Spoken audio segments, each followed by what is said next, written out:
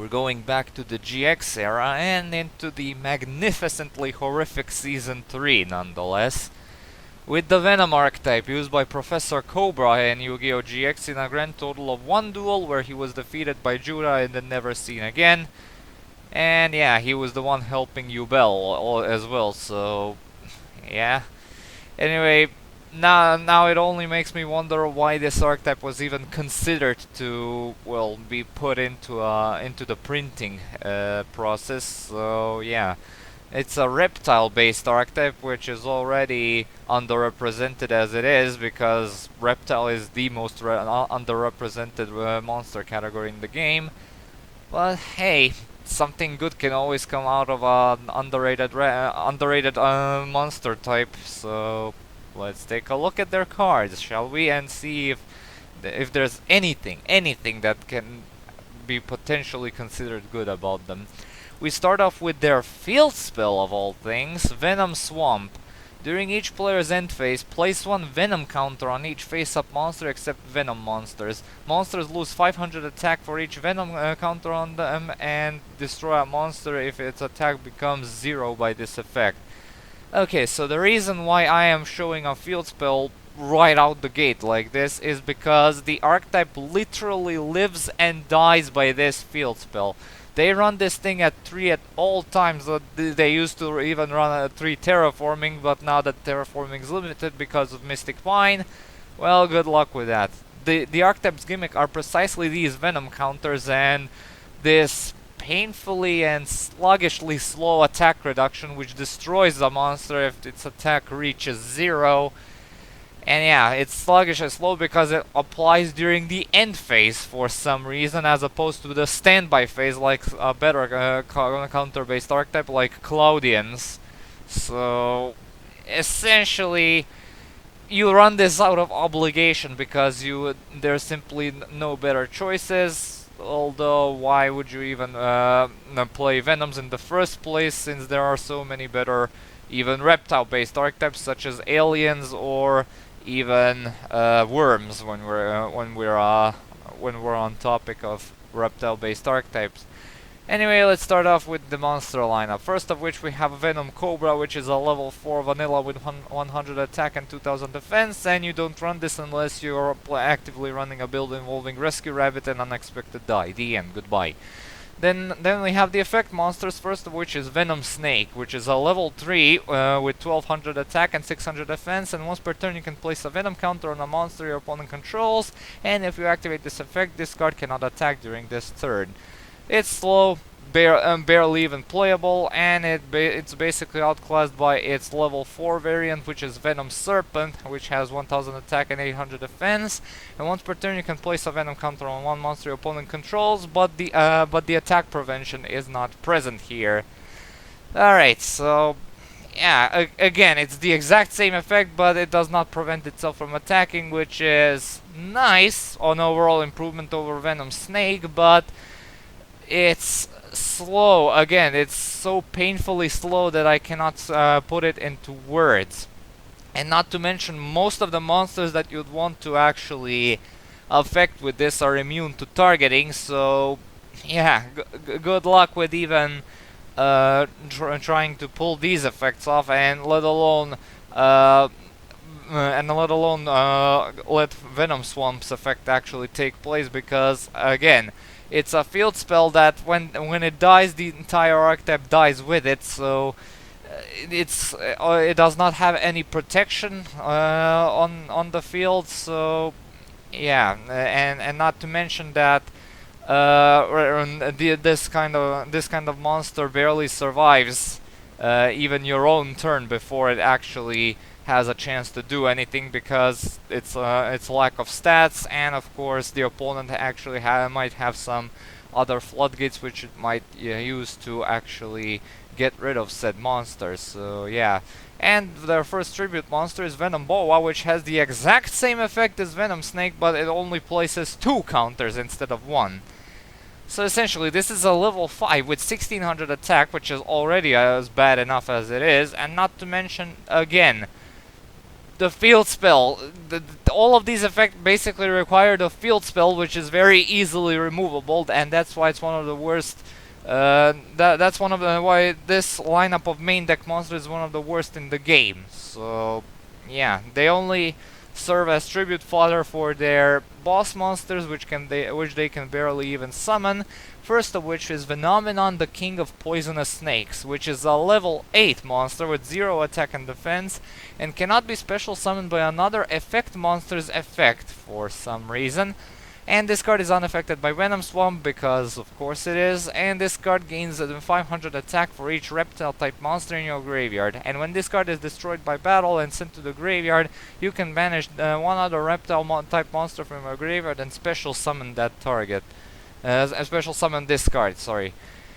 And well, unlike the main deck tribute fodder monsters, the boss monsters are actually quite good.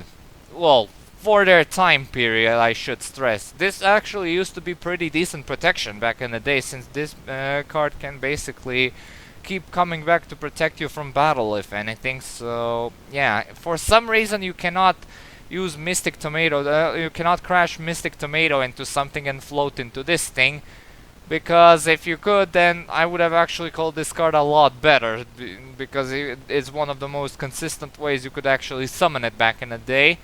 But he can be a special summoned by other means, no problem, such as Monster Reborn or using stuff like damage equals reptile. So we're off to actually a nice start here when we are talking about the boss monsters, because the boss monsters and the back row surprisingly are somewhat good, I would actually say, and not to mention that this archetype has access to Snake Rain, which basically gives on a good day Phenomenon 2500 attack with a single use and 5 revivals, which is I gotta say amazing. But then again, Snake Rain again requires a discard, which is sometimes a bit too costly in order to activate, and not to mention that it requires extensive presence of reptiles in your main deck, and other than the crappy Venom monsters or the members of the Archetype,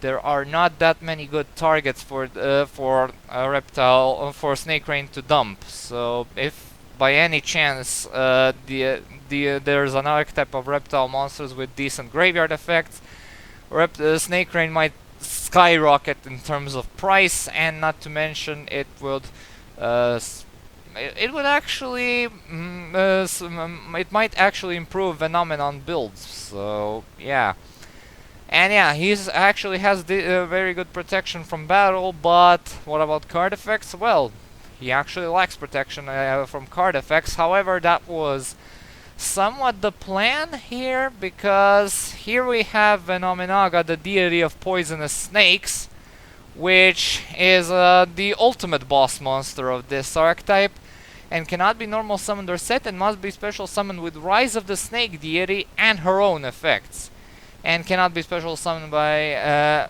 any other ways. And this card has the exact same effect as Phenomenon, which involves the 500 attack boost and the battle protection. But other than that, she has the effect that she's unaffected by every other card effect in the game except her own. And she also has the effect, when this card inflicts battle damage, you can place one Hyper Venom counter on this card. And when 3 Hyper Venom counters are on the field, or on this card, sorry, you win the duel.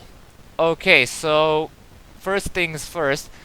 This is the first card in the entire game to be unaffected by every single card effect. So yeah, this is some Zushin level protection. If we were to compare it to something that's actually good and sees play. And just to talk about the card that summons it, Rise of the Snake Deity is a normal trap card which is activated when Phenomenon is destroyed by a card effect, and it special summons Phenomenaga from the hand or deck. So yeah, this card is actually a very nice card, and one of the best, I would say, the instant win cards. But the problem is that she's an absolute pain in the ass to summon. As in, you specifically need to control Phenomenon, and you specifically need to have him be destroyed by card effects, which kind of makes you want to build a Venom Metal Foes deck, which is absolutely not a good idea. Don't do that. And yeah, there's actually one entire card in the archetype that actually enables this kind of play, and we'll get to that. And it's actually good outside of Venoms, so we're off to a promising start here. But yeah, people barely even use this card because it's so difficult to summon, and not to mention that the Venoms themselves are such a horrendously bad archetype when it comes to field presence and actually turboing out Phenomenon, that it's simply not worth it. Again, decks that can sufficiently summon Phenomenaga is the ones that can do it as turbo as possible, so she has very little of an attack value, and she can be easily ran over if you actually, of course, manage to summon her in the first place. So yeah, we have a decent potential here for an amazing boss monster, but the execution of its base archetype leaves a lot to be desired, so yeah.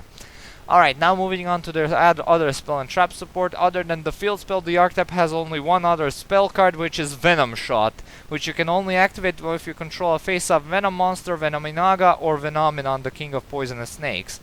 You can send one reptile monster from your deck to your graveyard and place 2 Venom counters on one face-up monster your opponent controls. Now, I would actually call this pretty decent. It's an archetype of Foolish Burial, so it can set up some graveyard for Phenomenon or Venominaga to take advantage of. It can basically send Phenomenon to the graveyard so you can revive him with something else. It places 2 Venom counters on a monster, which is already, if you of course have the field spell, because this field spell is a 3-off staple out of obligation, not out of personal choice. A 1000 attack point reduction, so yeah. I would call this pretty good, but I wouldn't advise maxing out on this because, again, you need to control either a Venom monster, Phenomenon, or Venominaga in order to use it. Venom monsters are not particularly worth running. Phenomenon is fine, but him hitting the field is something that rarely happens, and also Venominaga is near impossible to summon, so yeah. And also you can actually run out of decent targets to dump with this thing, so yeah, run 2 at most. Now we move on to their trap cards, first of which we have Venom Burn. Select one monster with a Venom counters and remove all Venom counters from that card and inflict 700 damage to your opponent for each Venom counters removed. Again, this is another token GX era burn card in an archetype completely unrelated to burn damage, but I actually find this among the better ones, simply because the burn damage is quite sizable, and yeah, while it does actually go against the logic of the deck with removing counters from the field instead of placing them, but I've actually seen some Venom Burn variants with people running stuff with 0 attack, so it doesn't get destroyed with Venom Swamp, mainly reptilian monsters, and then having them lay in like defense position and something in order to fill them up with Venom counters, and then you simply drop Venom Burn for a decent chunk of burn damage. So yeah, again, you completely ignore it if you're building a pure Venom deck, but you run 3 of them if you're running a deck specifically built around this. So yeah. And now we move on to their last 3 trap cards, which are actually very good. Ambush Fangs is the first one, and you activate it when a face-up Venom monster you control is declared as an attack target. Negate the attack, end the battle phase, and then place 1 Venom counter on the monster that attacked. Again, this is actually a very good card, but the problem lies in the following, that Venoms, the base Venoms, not Phenomenon or Venominaga, and yeah, this thing does not even work on Phenomenon or Venominaga, and the developers thought that no one sane would be attacking into a huge beatstick if it's actually on the field, so they probably made this work only for the small fry Venom monsters, which was a very terrible idea since barely any of them are worth running. So yeah, not only does this end the battle phase, but it also places a counter for that lovely field spell synergy, So yeah, this is among one of the best archetypal attack battle traps in the game, since it does not stop only one attack, it ends the entire battle phase. So yeah, only battle traps which actively end the battle phase see competitive play, and this one would see competitive play if, of course, the archetype tied to it was a lot better. So yeah. Next up we have Snake Deity's Command, which is a counter trap, and you activate it by revealing one Venom monster in your hand, and you can negate the activation of an effect of an opponent's spell card and destroy it. Again, a very good effect, and the cost is somewhat non-existent, since you can basically since you have to show the Venom monster in your hand and not have it be present on the field, and you only negate a spell card, which is somewhat understandable because the card comes from a way slower format, and the easy negation of absolutely anything like spell or traps would be a bit too much for the meta to handle. So the fact that it's limited to spell cards, which is again even good in nowadays due to the abundance of extensive searchers and extenders that actively rely on spell cards in order to either search things out or to revive stuff from the graveyard, it actually is relevant in that aspect. So yeah, this is another good one. And the final card is Offering to the Snake Deity. Target one face-up reptile type monster you control and two other cards your opponent controls and destroy those targets. Simply put, this is an Icarus attack for reptile type monsters, and it actually works on any reptile type monster, not even Venoms. So yeah, not only Venoms, sorry. So essentially this is the card that I mentioned that actually allows you to proc Rise of the Snake Deity and basically summon Venomenaga easier, along with popping two cards on the field, which is actually decent versatility if it wasn't so specific. But then again, Reptile's one of the most underappreciated and underrepresented monster types in the game. Has an archetypal, well, typal I should say, because this is a monster type, universal monster type. It has access to an Icarus attack, which is a very good card, and one of the reasons why Blackwings are one of the most played cards and played archetypes in the meta. So, yeah. Anyway, if you're building any reptile-based decks, such as Reptilian even, Venoms, Aliens, Worms, or any other reptile-based deck, you basically play a few copies of this. So, yeah. Alright, time for the grading scale. In terms of consistency, the archetype has no internal consistency outside of King of the Feral Imps or damage equals reptile, one of which is a rank 4 Xyz monster, and the other is a unsearchable continuous trap, so that's a complete 1 out of 3. In terms of power, the only decent monsters that can produce some legit power output are Venomenon and Venomenaga, one of which is near impossible to summon, and while the other one rarely hits the field, his power output usually depends on your graveyard setup, which is something Venoms can't do that consistently, so that's a complete 1 out of 3 in terms of power output. Their comeback ability relies purely on damage equals reptile, or even reviving the Venomenon and then popping him with offerings to the Snake Deity and summoning Venomenaga. Yeah, it's completely irrelevant, and cards outside of the archetype don't help out much either, so it's a complete 1 out of 3. Protection. Now I actually have some stuff to say about this. Their back row, well, their last 3 trap cards are actually quite decent and versatile. Venomenaga speaks for itself. Venomenon has decent battle protection, which was actually very good back in the day when Venomenon could actually hit the field with a lot less trouble. It was actually pretty damn relevant, so I will be generous and give them a 2 out of 3 in terms of protection. So yeah.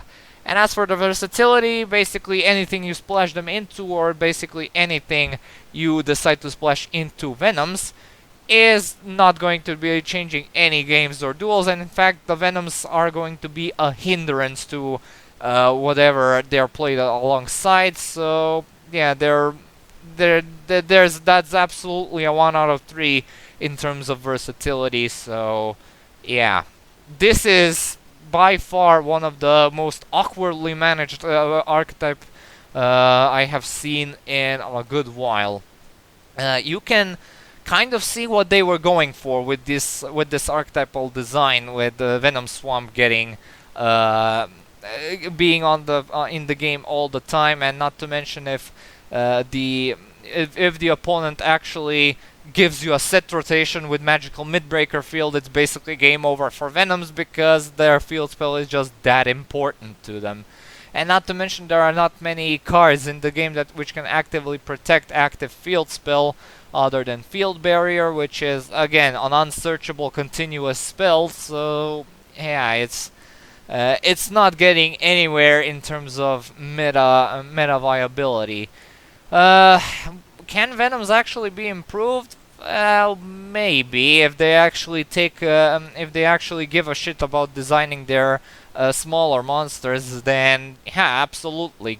Maybe give them some graveyard effects, which actually can benefit Ryu with running Snake Rain and all that.